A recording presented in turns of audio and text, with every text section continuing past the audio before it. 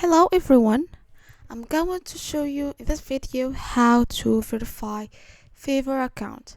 So first go to this link fiverr.com and then go and tap on your profile, account settings, and then tap personal information, and there you have the option to edit your email. Go ahead and tap on that, then type in the email that you want.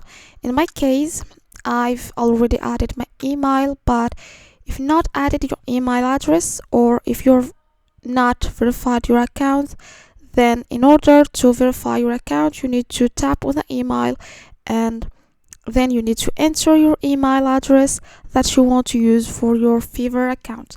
If you want to be extra safe, you can go back and tap on account security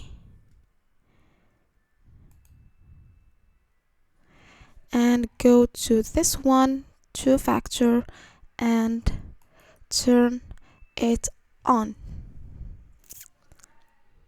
You will receive a code sent to your phone whenever you log in from a new device.